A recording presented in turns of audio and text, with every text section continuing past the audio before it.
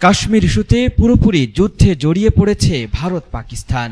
ভারতের অতর্কিত হামলার পরপরই পাল্টা হামলা চালিয়েছে পাকিস্তান। যুদ্ধের সকল প্রস্তুতি সম্পন্ন করতে সশস্ত্র বাহিনীর সাথে জরুরি বৈঠকও করেছে পাকিস্তানের প্রধানমন্ত্রী শাহবাজ শরীফ। বৈঠকের পর যে কোনো মুহূর্তে হামলা চালানোর সব অনুমতি পেয়ে গেছে পাকিস্তানের সশস্ত্র বাহিনী। পাকিস্তানের পাল্টা হামলার পর ভারতের সীমান্তে কড়া নিরাপত্তা বলয় তৈরি করেছে নরেন্দ্র মোদী সরকার। পাকিস্তানের পাশে এসে দাঁড়িয়েছে তুরস্ক ও চীন।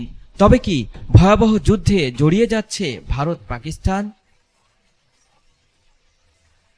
পাকিস্তান বলছে জাতিসংঘ সনদের ৫১ নম্বর অনুচ্ছেদ অনুযায়ী আত্মরক্ষার অধিকার প্রয়োগ করে পাকিস্তান নিজস্ব পছন্দমতো সময় ও স্থানে এই আগ্রাসনের উপযুক্ত জবাব দেওয়ার অধিকার সংরক্ষণ করে। পাকিস্তানের পাল্টা হামলায় ভারতের নিহতের সংখ্যা ক্রমেই বাড়ছে।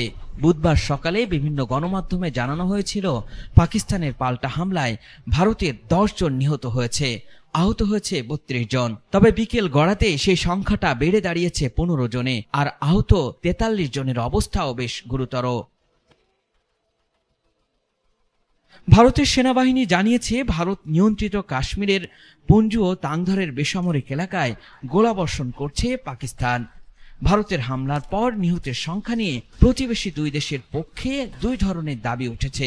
ভারত বলছে তারা ৭০ জন সন্ত্রাসীকে হত্যা করেছে, তবে পাকিস্তান বলছে ভারতের হামলায় অন্তত ২৬ জন বেসামরিক নাগরিক নিহত হয়েছেন।